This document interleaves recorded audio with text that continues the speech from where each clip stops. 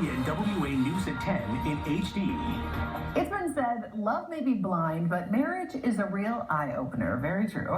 Couples tend to learn a lot about not only their partners, but also about themselves. KNWA asked two local couples who've been married for 30 and 60 years what the keys to a successful marriage are. They've had a lot to say about what makes for marital bliss. Nearly 32 years ago, Greg and Robyn Stutz said "I do" to a life together. After decades of joy, 4 kids and 2 grandchildren, they've come to some conclusions about the keys to a happy marriage. Our culture is just so busy, and so it robs a couple of that time together. But there's got to be just a commitment to be together. Of course, that's a lot easier when you like each other. Greg is an author and a marriage coach, and he freely admits he wasn't a good husband in the beginning. It's something he had to work at. Robyn, the director of Young Life of Northwest Arkansas, says the key to their marital bliss was learning what the other needs. However, that changes over time, and they're not the same people they were 32 years ago. Our lives even changed some, and so to be able to flex with that, be a student of my husband, like be aware, be intentional, and thinking through, well, that might have worked 15 years ago, but that might not be who we are right now.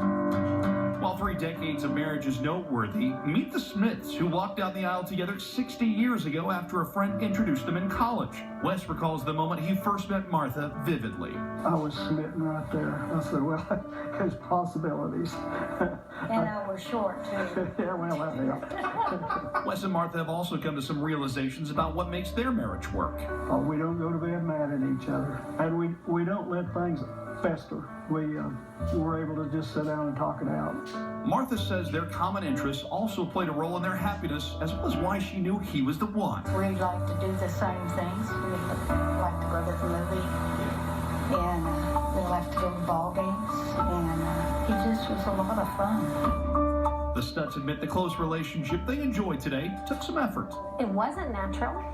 It feels natural because we work at it. Some of our hardest conversations, I think, were when we were engaged.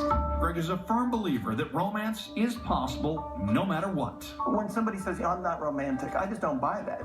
Put a little thought into it. That's really all it is. Put some thought and creativity into a date. And if you like the creativity part, Google it.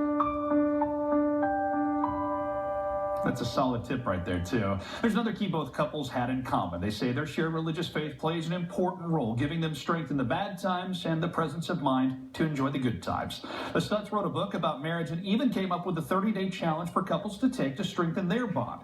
You can find out about that on our website, nwahomepage.com. Make sure you stick around. Chief Meteorologist Dan Stoff is back after the break with another check of his forecast.